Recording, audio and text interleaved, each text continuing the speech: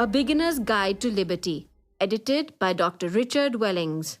Narrated by Sayyid Ali Ehsan. Co-narrated by Anjum Nida Rahman. Produced by Nadir Michael. Recorded at Cygnus Pro. With support from Network for a Free Society and the Policy and Research Institute of Market Economy. The Adam Smith Institute holds the copyrights to the book A Beginner's Guide to Liberty. Their website is www.adamsmith.org. Introduction by Richard Wellings. Liberty needs defending. In Western countries, including the US and UK, governments are taking more and more control over people's lives. In recent years, they have jailed suspects without trial, created large number of new crimes, cracked down on free speech, and even allowed torture. But the attack on liberty is wider than the gradual drift towards a police state. The huge increase in taxes over the last century means that today a large part of every pound, dollar or euro earned is confiscated, and much of what is left is taken by regulations. The rising tide of controls that raise the price of the goods we buy. The number of activities that are not in some way directed or limited by government is becoming smaller. Political leaders have clearly failed to grasp the benefits of allowing us to live our lives as we choose. By releasing our talents and creativity, liberty brings unprecedented wealth and promises a bright future built on new ideas.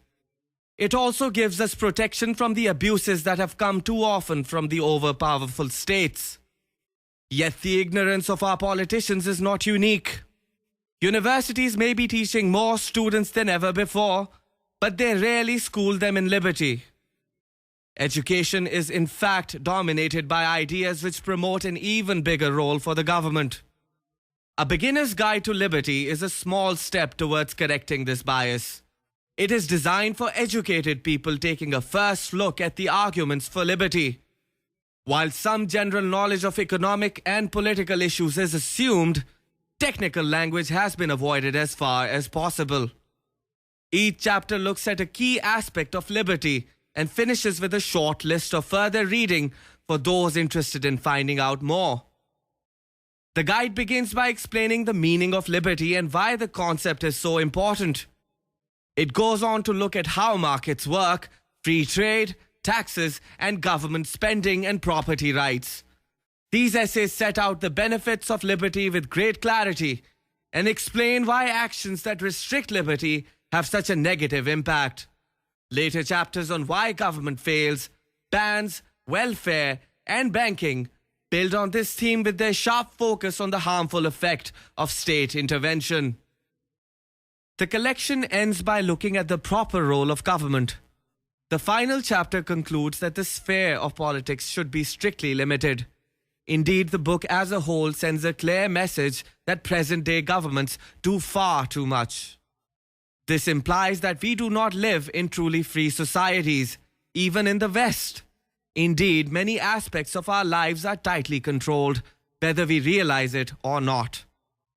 But the guide does far more than criticize politicians and officials for holding people back. Its expert authors point to a better alternative, an exciting, dynamic, and prosperous world based on freedom. This can be achieved if supporters of liberty win the war of ideas. The Beginner's Guide to Liberty is part of that fight.